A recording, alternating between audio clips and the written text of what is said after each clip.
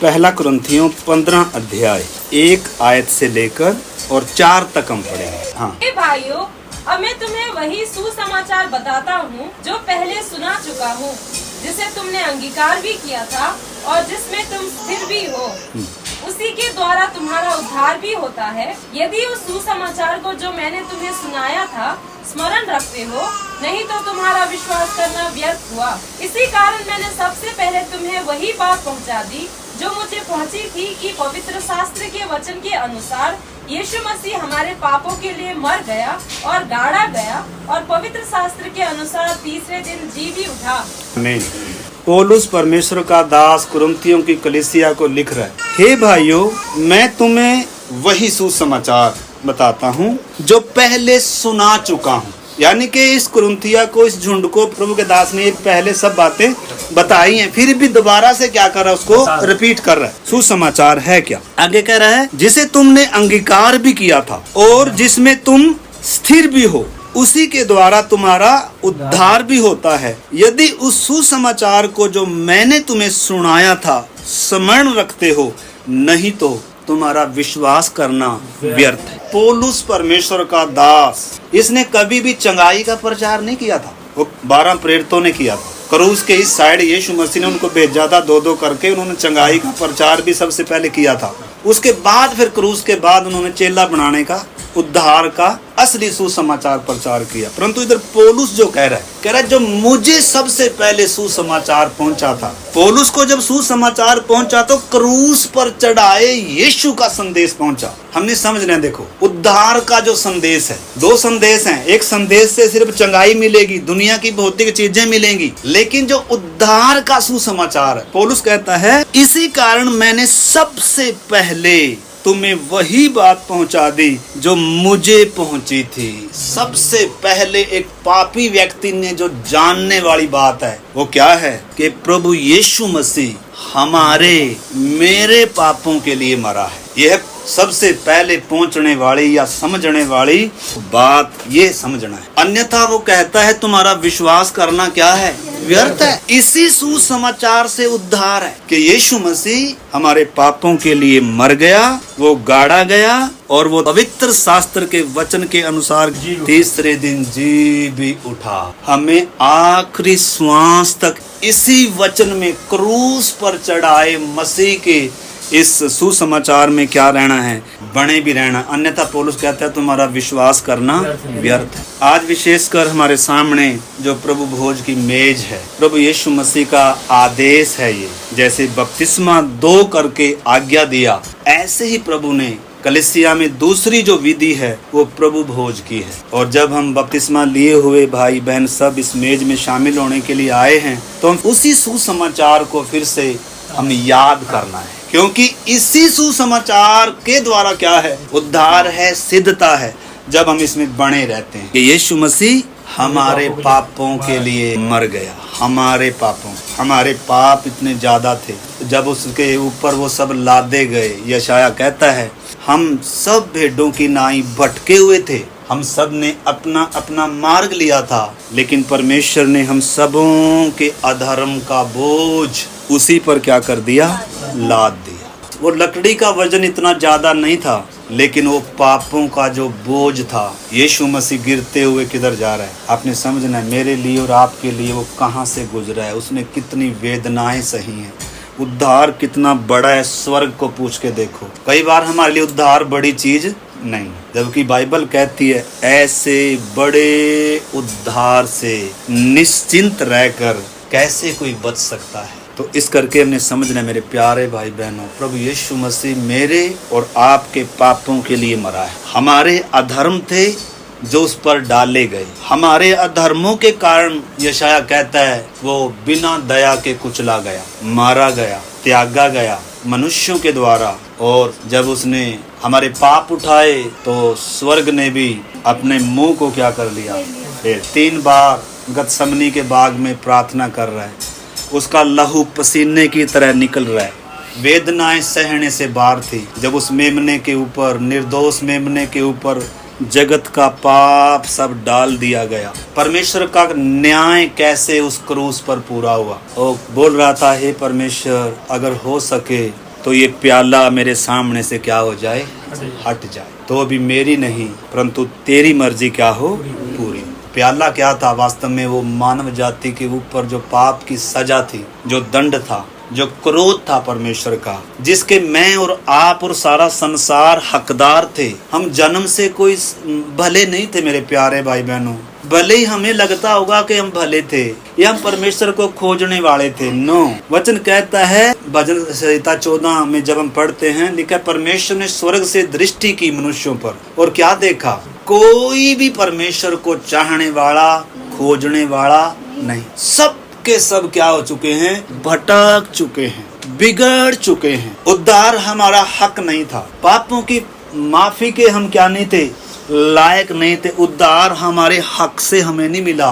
परमेश्वर के अनुग्रह के दान को हमने उद्धार के रूप में लिया है। आज जो हमारा मुख्य विषय है कि यीशु मसीह मेरे और आपके पाप अपने बदन पर लेकर क्रूस पर चढ़ा और हमारे लिए वो मरा और तीसरे दिन क्या हो गया? जी उठा। आइए हम निकालें पहला कुरिन्थियों 11 अध्याय 23 वचन से। क्योंकि ये बात मुझे प्रभु से पहुंची और मैंने तुम्हें भी पहुंचा दी कि प्रभु यीशु ने जिस रात वो पकड़वाया गया। पौलुस परमेश्वर का दास क्या कह रहा है? ये बात मैंने किसी से सुनी है कर नहीं, परंतु ये बात मुझे प्रभु से पहुंची। जबकि प्रभु ने चेलों के साथ वो सब किया था, लेकिन तो भी अच्छी तरह से उसको एक्सप्लेन कर दे रहा है परमेश्वर का दास पौलुस कि ये बात मुझे प्रभु से पहुंची कि जिस रात वह पकड़वाया गया, आखिरी रात थी जो, उसने क्या किया? फसह का पर्व था यहूदियों का। परमेश्वर ने जब इजराइलियों को जो मिस्र की भयानक गुलामी में पड़े हुए थे, जिधर से कोई छूटने का आशा ही नहीं थी, उम्मीद ही नहीं थी, क्योंकि सुप्रीम पावर था फिरौन मिस्र, और ये क्या थे? कमजोर लोग थे, पिसे हुए लोग थे, कोई छुड़ाने वाला नहीं था। परमेश्वर उतर कर आया। परमेश्वर ने उनकी पीड़ा को देखा, देख ना सका, क्योंकि परमेश्वर ने अब्राहम से वायदा किया था। हमें भी परमेश्वर ने वाटिका में वायदा किया था, स्त्री का वंश आएगा। तो आ रहा है। मूसा तो मिस्र में गया, उसने तो कोई बलिदान नहीं दिया, उधर तो एक मेमना वध हुआ, क्योंकि मेमना है मुख्य विषय। यीशु की छाया है वो मेमना। तो इजरायलियों को परमेश्वर ने जब उधर से छुड़ाया, तो इधर भी यीशु मसीह वो फसह का पर्व मना रहे हैं। आखिरी भोज है प्रभु का, फसह आखिरी फसह है। और जब यहूदी फसह मनाते हैं तो कुछ दिनों पहले तैयारी करते हैं उसकी, अपने घरों से खमीर हटाते हैं, और भी जो जो परमेश्वर ने कहा था उनको कि आपने हर साल क्या करना है? इस पर्व को मानना है। अपने बच्चों को, अपनी अगली जनरेशन को आपने बताना है कि हम किस गुलामी में थे, हमें कोई छुड़ाने वाला नहीं था। परमेश्वर उतर कर आया, उधर एक निर्दोष, निष्कलंक, जांचा परखा हुआ एक मेमना जिसका कोई कसूर नहीं था, वो वध किया गया। हमने उसका वध किया है और उसके लहू को अपनी चौखटों पर लगाया। बाहर जब मौत का मातम था, हर घर में चाहे कितना भी कोई सुरक्षित था, कोई भी परमेश्वर के न्याय से बच नहीं सकता, क्योंकि सब ने क्या किया है?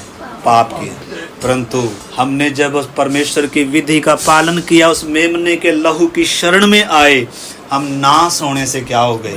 बच गए। उतना ही नहीं, उसी मेमने को हमने आग में भूंजकर खमीरी रोटी और उस कड़वे अनुभव के साथ, उस गुलामी की दशा को पहचानते हुए, उसको कड़वे साग पात के साथ, एक मेरी रोटी के साथ जब हमने खाया, मतलब अगली जनरेशन को वो सब बताते थे। तो हमें भी समझना है फसह और प्रभु भोज का क्या वो है। पहला कुरिन्थियों 5 अध्याय 6, 7 और 8। तुम्हारा घमंड करना अच्छा नहीं। क्या तुम नहीं जानते कि थोड़ा सा खमीर पूरे गूंदे हुए आटे को खमीर कर देता है? पुराना खमीर निकाल कर अपने आप को शुद्ध करो कि नया गूंदा हुआ आटा बन जाओ, ताकि तुम अखमीरी हो। क्योंकि हमारा भी फसह जो मसीह है बलिदान हुआ है। इसलिए आओ हम उत्सव में आनंद मनाए, न तो पुराने खमीर से और न बुराई और न दुष्टता के खमीर से, परंतु सीधाई और सच्चाई की अखमीरी रोटी से। पौलुस अच्छे से यहूदियों की उस फसह के पर्व को जानता है, इसलिए वो क्या कह रहा है? हमारा भी फसह बलिदान हुआ है यीशु मसीह, इसलिए हम भी क्या करें? पुराने खमीर को निकाल कर अपने आप को क्या करें? शुद्ध, ताकि अखमीरी हो जाएं। और आओ हम उत्सव में आनंद मनावें, न कि पुराने खमीर से और न बुराई और दुष्टता के खमीर से, परंतु सीधाई सच्चाई की एक मेरी रोटी से। मतलब पवित्र जीवन के लिए थोड़ा सा पाप, थोड़ी सी बुराई, थोड़ा सा गुनाह पूरे नए जीवन को क्या कर देगा, खराब कर। इसलिए परमेश्वर ने यहूदियों को कहा था अपने घर में से खमीर को क्या करना है, हटाना। खमीर के साथ इसको नहीं खाना, एक खमीरी रोटी के साथ और कड़वे साग पात के साथ और भूंज कर, और खाने से पहले जूती डाली होनी है। जूती डालने के बाद नहीं खाना इसको। हाथ में लाठी ली, तो वो सारी घटनाएं यहूदी समाज अपनी पीढ़ी को बता रहा है और उसको याद कर रहा है। वो घटना थी यहाँ जब यीशु एक नई वाचा स्थापित कर रहा है। प्रभु यीशु ने जिस रात वह पकड़वाया गया, रोटी ली और धन्यवाद करके उसे तोड़ी और कहा, यह मेरी देह है जो तुम्हारे लिए है, मेरे स्मरण के लिए यही किया करो। रोटी यीशु मसीह की देह नहीं थी, परंतु जैसे रोटी खाई जाती है, शरीर में बल मिलता है, बिना दया के उसको कुचला जाता है, ताकत मिलती है, जीवन मिलता है खाने से, शरीर का भोजन है वो। उसी प्रकार प्रभु यीशु मसीह की देह हमारे लिए क्या करी गई, कुचली जा रही है हमारे जीवन के लिए। जब हम यीशु को ग्रहण करते हैं तो हम में क्या आता है, वो जीवन आता है, क्योंकि यीशु जीवन की रोटी है। यीशु ने कहा जीवन की रोटी मैं हूँ, जो कोई इस रोटी में से खाता है वो कभी नहीं मरेगा, कभी भूखा नहीं होगा। ये जो हमारे सामने भी रोटी है, ये कोई यीशु की देह नहीं है, परंतु उसकी क्या है, उसकी छाया है। इस रोटी को जब हम तोड़ रहे हैं धन्यवाद के साथ, तो याद कर रहे हैं कि ऐसे यीशु मसीह की देह हमारे लिए तोड़ी गई। जैसे हम इसको कुचल रहे हैं दांतों से, हमें थोड़ा सा भी दर्द थोड़ा है, ऐसे यीशु मसीह की देह हमारे अपराधों के कारण, हमारे पापों के कारण बिना दया के कुचली गई, ताकि हमें क्या मिले, जीवन मिले। जो तुम्हारे लिए है हमारे लिए है। यीशु मसीह ने भीड़ के साथ ये प्रभु भोज नहीं मनाया। यीशु मसीह ने रोटी भीड़ को खिलाई, यीशु मसीह ने चंगाई भीड़ को दी। लेकिन इधर जब प्रभु भोज का विषय आया तो यीशु मसीह के साथ कौन है, सिर्फ 11 चेले, मेरे को भी इसमें शामिल होने नहीं दिया। फसा की रोटी जरूर खाई सब ने, फसा का टुकड़ा दिया उसको, क्योंकि फसा के दिन भी वो रोटी खाते हैं, सब बातें होती हैं। लेकिन जब ये पवित्र मेज का विषय आया, इसमें यहूदा को शामिल, इसमें कौन शामिल हो सकता है, ये सब के लिए नहीं है। जिन्होंने उसके साथ क्या बांधी है, वाचा, ये उसकी दुल्हन के लिए है। ये दूल्हे और दुल्हन के बीच में नई वाचा है। आपने समझना, प्रभु भोज प्रसाद नहीं है, इसको खाने से पापों की माफी नहीं मिलती है। ये कोई रिवाज नहीं है, ये कोई मजबूरी नहीं है, ये प्रेम का संबंध है, ये वाचा का चिन्ह है। वाचा बांध रहा है प्रभु। प्रभु कह रहा है, मत्ती अगर 26 अध्याय पढ़ेंगे, मत्ती 26 का 26 से 28। जब वे खा रहे थे तो यीशु ने रोटी ली और आशीष मांगकर तोड़ी और चेलों को देकर कहा, लो खाओ, यह मेरी देह है। फिर उसने कटोरा लेकर धन्यवाद किया और उन्हें देकर कहा, तुम सब इसमें से पियो, क्योंकि यह वाचा का मेरा वह लहू है जो बहुतों के लिए पापों की क्षमा के निमित्त बहाया जाता है। नई वाचा है, मतलब एक वाचा परमेश्वर ने सिनाई पर्वत पर बांधी थी। वाचा कब बांधी थी, उद्धार देने के बाद वाचा बांधी। परमेश्वर ने मिस्र में से इजरायलियों को छुड़ाने के बाद मिस्र में वाचा नहीं बांधी थी। मिस्र से छुटकारा पाए हुए लोगों को सिनाई पर्वत पर लाया और फिर उनको कह रहा है, तुमने देखा है मैंने तुमसे क्या किया है, चखा है तुमने उद्धार को, छुटकारे को, मेरे प्रेम को। अब यदि तुम निश्चय मेरी मानोगे, तो जब उन्होंने कहा मानेंगे, जो तू कहेगा हम सब मानेंगे, तब वाचा बांधी गई, तब लहू छिड़का गया उस किताब पर भी और सब उन पर, इजरायलियों पर भी। वाचा को पक्की किया गया। अब वाचा का पालन करना है। अभी तक वाचा नहीं थी, वायदे का युग था, अभी वाचा का युग स्थापित हो। सिनाई पर वाचा स्थापित की गई, लेकिन इजरायलियों ने क्या कर दिया, उस वाचा को तोड़ दिया। लेकिन परमेश्वर ने शुरू से ही कहा था, अंतिम दिनों में मैं नई वाचा बांध, मनुष्य के हृदय से पत्थर का हृदय निकाल कर मांस का हृदय दूंगा, अपनी आत्मा उसके अंदर डालूंगा, उसके अंदर नई आत्मा सिरजूंगा, उसके ऊपर शुद्ध जल छिड़कूंगा, वचन का, लहू का, उसे मैं शुद्ध कर दूंगा और उसको ऐसा कर दूंगा कि वो मेरी पवित्र विधियों पर और नियमों पर चलेगा। इजराइल के लिए अभी बाकी है, 1000 साल के राज्य में बांधेगा। इजरायली छाती पीटेंगे, हमने अपने मसीहा को क्रूस दिया, जब वो उस क्रूसित यीशु को स्वीकार करेंगे जिसको क्रूस पर चढ़ाया था, तब उनका उद्धार होगा, तब उनके लिए वो पूरी होगी। लेकिन इस बीच में ये किसके लिए पूरी होगी? हम सब पापियों के लिए क्या होगी? पूरी। प्रभु ने हमें मांस का हृदय दिया, पत्थर हृदय था, मुर्दा थे, मतलब जिसमें कोई क्या नहीं था। तो मेरे प्यारे भाई बहनों, हमने समझना है ये नई वाचा है। इजराइली बेवफा हो गए, इजराइल ने वाचा को तोड़ दिया, लेकिन परमेश्वर ने हमारे साथ ये वाचा बांधी। जब हमने क्रूस पर चढ़ाए यीशु को अपना प्रभु पहचान कर उसको अंगीकार किया, तो इधर प्रभु ने कहा ये तुम्हारे लिए है, मेरे स्मरण के लिए यह किया करो। अगर प्रभु को स्मरण करना है तो कैसे करना है? इस रोटी तोड़ने के द्वारा, उसका जन्मदिन सेलिब्रेट करने के द्वारा नहीं। जबकि आज मसीह समाज क्या भी करता है, यीशु मसीह के बर्थडे सेलिब्रेट करता है, केक काटते हैं, वो वचन के आधार पर नहीं है। यीशु ने साफ कहा है, अगर तुम मुझे स्मरण करना है तो कैसे करना है?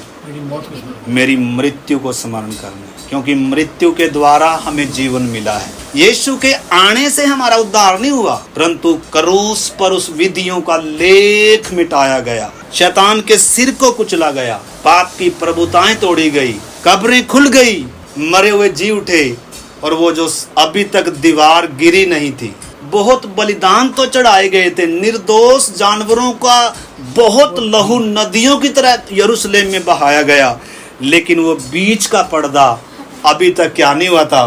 फटा नहीं। लेकिन जैसे यीशु ने कहा सब पूरा हुआ, उसी समय ऊपर से लेकर नीचे तक वो मोटा पर्दा क्या हो गया? फट गया। अब एक पापी व्यक्ति पवित्र परमेश्वर के साथ अति पवित्र स्थान में क्या कर सकता है? प्रवेश कर सकता है। हमने उद्धार को समझना है और प्रभु भोज को भी समझना है हमने। तो इधर हम देखते हैं प्रभु क्या कह रहा है, मेरे स्मरण के लिए यही किया करो। तो जब हम प्रभु भोज की मेज में आए हैं तो हम उसकी मृत्यु को याद करते हैं, उसके पीड़ा को, उसके दुख को, उसकी वेदनाओं को, कैसे त्यागा गया, कैसे मारा गया, निर्दोष था।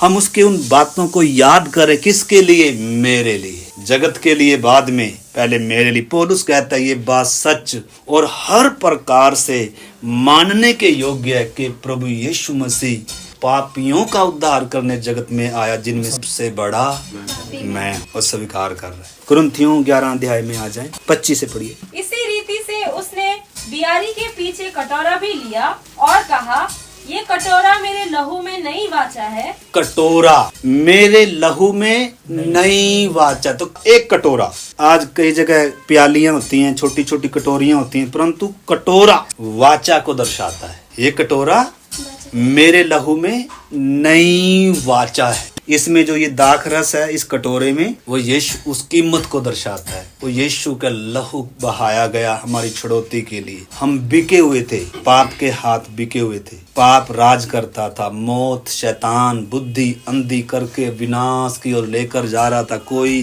छुड़ाने वाला नहीं था, बिन चरवाहे के भटकी हुई भेड़ें थी, लेकिन वो मालिक, वो सृजनहार हमारा चरवाहा बनकर आया। भेड़ों के लिए उसने क्या दी?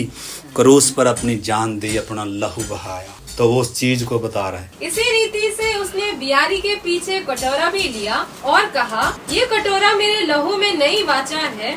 जब कभी पियो तो मेरे स्मरण के लिए यही किया करो। जब कभी पियो मतलब हर बार नहीं, लेकिन बीच बीच में हम क्या करते हैं, क्योंकि ये प्रभु की आज्ञा है। बपतिस्मा हमने एक बार लिया, बपतिस्मा भी वो वाचा बांधते हैं। जब पानी की कब्र में खड़े हैं, अपने विश्वास का अंगीकार कर रहे हैं और संसार के सामने, स्वर्ग के सामने, शैतान के सामने अपने विश्वास का ऐलान कर रहे हैं। वाचा है वो भी। मसीह की मृत्यु में हम एक हो रहे हैं, उसके दफनाई में एक हो रहे हैं, उसके जी उठने में एक हो रहे हैं। उसके साथ मतलब क्या कर रहे हैं हम?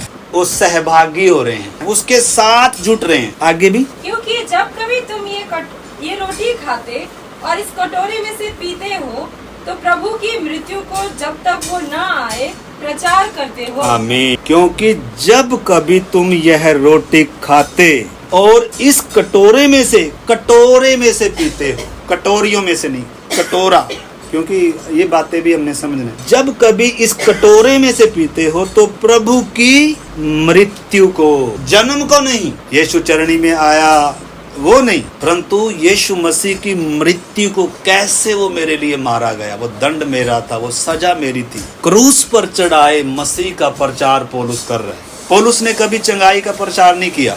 कह रहा हम तो क्रूस पर चढ़ाए मसीह का क्या करते हैं, प्रचार करते हैं, जो यहूदियों के लिए भी मूर्खता ठोकर है, अन्य जातियों के लिए भी। परंतु क्रूस की कथा उद्धार पाने वालों के लिए क्या है, परमेश्वर की सामर्थ्य। क्रूस को आगे रख रहा है, वो उस मृत्यु को आगे रख रहा है बार बार। इधर प्रभु यीशु भी क्या कर रहा है, मेरी मृत्यु को स्मरण करना।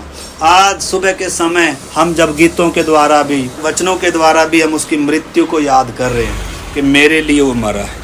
अब ये जो जीवन है, ये जीवन किसका है, उसका है। यही पौलुस दूसरा कुरिन्थियों 5 अध्याय में कह रहा है, उसका प्रेम हमें विवश कर देता है। क्या विवश कर देता है, कि हम अपने लिए ना जीकर उसके लिए जिए जो हमारे लिए। हम उस प्रेम को मजबूत करते हैं, अपने समर्पण को मजबूत करते हैं और उसकी मृत्यु को याद करते हैं। और कब तक करते हैं, लिखा है 26 वचन, क्योंकि जब कभी तुम यह रोटी खाते और इस कटोरे में से पीते हो तो प्रभु की मृत्यु को जब तक वह न आए प्रचार करते हो।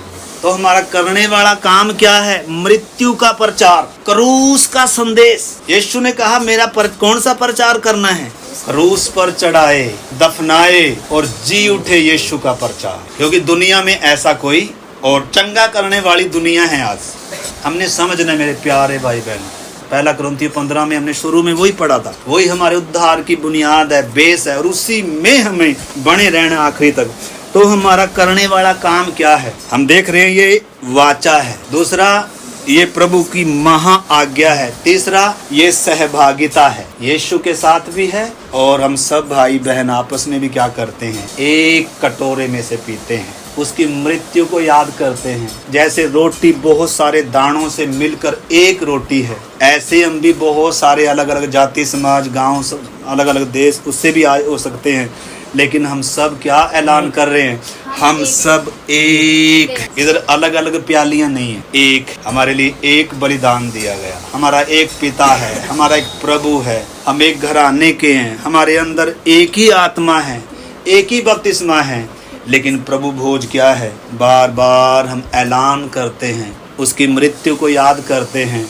और लिखा है जब तक वह न आए उसकी मृत्यु का क्या करते हैं, प्रचार कर। क्योंकि क्रूस पर चढ़ाए मसीह के द्वारा ही लोगों का क्या होगा, उद्धार। हमने समझना मेरे प्यारे भाई बहनों। अभी 27 वचन पढ़े, इसलिए जो कोई अनुचित रीति से प्रभु की रोटी खाए या उसके कटोरे में से पिए, वो प्रभु की देह और लहू का अपराधी ठहरेगा। इसलिए मनुष्य अपने आप को जांच ले और इसी रीति से इस कटोरे में से खाए और इस कटोरे में से पिए। क्योंकि जो खाते पीते समय प्रभु की देह को न पहचाने, वो इस खाने और पीने से अपने ऊपर दंड लाता है। हाँ, अब इधर एक बात जो सीरियस विषय है वो है, इसमें भाग लेने से पहले हमने अपने आप को क्या करना है, जांचना। क्या जांचना है, मेरा परमेश्वर के साथ प्रेम कैसा है, रिश्ता कैसा है, मैं प्रभु को कितने नंबर पर समझता हूँ, मैं किसको प्राथमिकता देता हूँ, मेरे जीवन में सबसे बढ़कर कौन है, मेरे जीवन का मकसद क्या है, मैं किसके लिए जी रहा हूँ। हमने ये चीजें जांचनी, दूसरे को नहीं, मैंने अपने आप को जांचना है, आपने एक एक ने अपने आप को जांचना है। मैं जो इस प्याले में से पीने जा रहा हूँ, मैं जो इस रोटी में से तोड़ने जा रहा हूँ, इसका क्या अर्थ है, इसका क्या मतलब है, हमने जांचना है मेरे प्यारे भाई बहन। ये कोई प्रसाद नहीं है, ये बच्चों के लिए नहीं है। आपको मालूम है, मैंने पहले बताया, इजरायलियों को परमेश्वर ने मिस्र से छुड़ाने के बाद वाचा नहीं बांधी थी, बल्कि सिनाई पर लाने के बाद, गोद से उतारने के बाद। बच्चों के साथ ये वाचा नहीं है जिनको इसकी नॉलेज नहीं है, जिनको क्रूस की गंभीरता मालूम नहीं है, जिनको क्रूस पर कौन मर रहा है, किसके लिए मर रहा है, उसका बदन किसके लिए तोड़ा गया, उसका लहू किस लिए बहाया गया, जिसको ये बातें मालूम नहीं है, उसको क्या करना है। इसलिए उसकी मृत्यु का प्रचार किया जा रहा है, इसलिए उसके लहू के बहाए जाने के बारे में बताया जा रहा है, ताकि हम एक एक को मालूम हो कि यीशु मसीह मेरे लिए मरा है, मेरे पापों के लिए मरा है। मैंने और आपने एक एक ने अपने उस अंगीकार को फिर से ताजा करना है, फिर से प्रेम को याद करना है, जड़ पकड़ना है, और अपने जीवन में अगर कोई खमीर आया है, अपने जीवन में कोई गलती, कोई पाप आया, कुछ भी गंदे विचार आए हैं, उसको क्या करना है, मान कर यीशु का लहू हमें क्या करेगा, सब पापों से शुद्ध करेगा। वचन कहता है यदि हम अपने पापों को मान लें और उन्हें छोड़ भी दें तो यीशु का लहू हमें सब पापों से शुद्ध, तो शुद्ध होकर इस मेज में हमने शामिल हो। अपने आप को जांचना है। तो जब ये आप वचन सुन रहे हैं, इस बीच में हम सबको अपने आप को जांचने का अवसर है।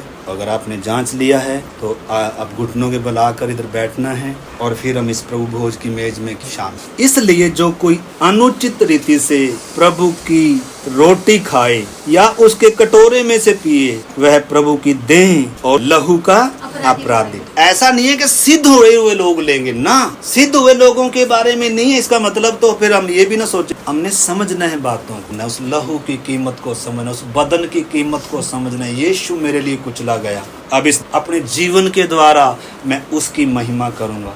अब मैं उस खमीर को मैं अपने जीवन में आने नहीं। अगर प्रभु कहीं से कुछ आया है तो पौलुस कहता है हम उस पुराने खमीर से क्या हो जाएं, शुद्ध हो जाए। हटाना है कुछ भी हमारे जीवन में बातें आई हो, मानना है और शुद्ध होना है और फिर से प्रभु के साथ एक नए संबंध, उस प्रेम के साथ क्या करना है, मैं प्रभु के लिए जीऊंगा, मैं उसकी खुशी के लिए जीऊंगा, मैं उसके कार्य के लिए जीऊंगा, मैं उसकी मृत्यु का क्या करूंगा, प्रचार। सब जांचते रहे अपने आप को। 28 इसलिए मनुष्य अपने आप को जांच ले और इस रीति से इस रोटी में से खाए और इस कटोरे में से पिए, क्योंकि जो खाते पीते समय प्रभु की देह को ना पहचाने। प्रभु की देह को पहचानना है। खाते समय जब हम खा रहे हैं, जब इस कटोरे में से पी रहे हैं, यीशु की देह को आपने और मैंने पहचानना है।